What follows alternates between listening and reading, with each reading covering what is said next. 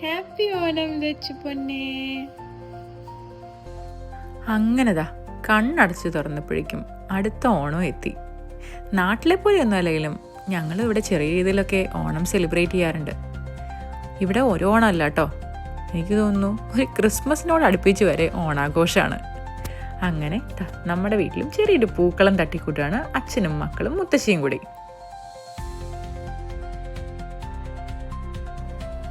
അമ്പിനും വില്ലിനും അടുക്കാതെ ഞങ്ങളുടെ പാർക്കുട്ടിയും കൂടെ കൂടിയിട്ടുണ്ട്.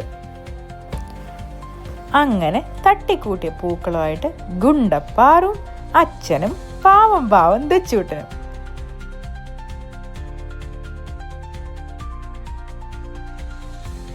ഞങ്ങളുടെ മുത്തുമണിയും ദേവൂട്ടനും കറക്റ്റ് സമയത്ത് എത്തിയിട്ടുണ്ട് കേട്ടോ. പൂക്കളത്തിൻ്റെ ആയുസ് വളരെ കുറവായിരുന്നു.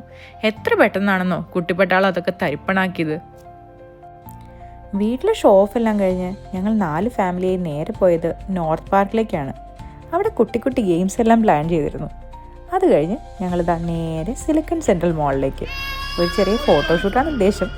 ഓൾറെഡി പരാജയം സമ്മതിച്ച് ഒരമ്മ ഇവിടെ വന്നിട്ടുണ്ട് കേട്ടോ. ക്യാമറ ഉണ്ടപ്പോ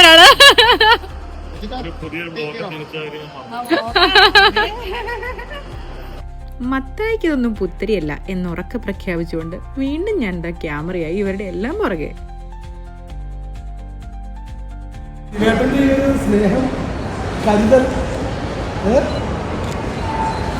കരുതലുള്ള ശിവേട്ടൻ പറഞ്ഞ ഉത്തരം എനിക്കിവിടെ കേൾപ്പിക്കാൻ പറ്റില്ല കേട്ടോ.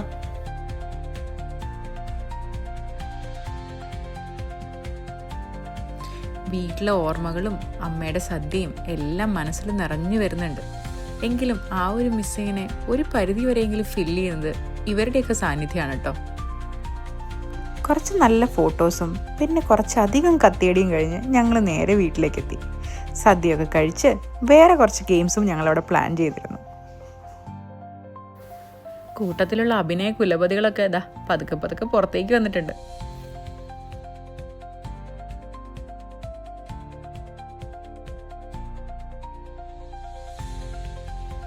ഇതോടുകൂടി നമ്മളുടെ 2025 ആദ്യ ഓണാഘോഷം ഇവിടെ കർട്ടനിടുകയാണ്. ചെറിയ പരിമിതികൾക്കുള്ളിൽ നിന്നുകൊണ്ട് തന്നെ ഞങ്ങളിത് നന്നായി എൻജോയ് ചെയ്തു.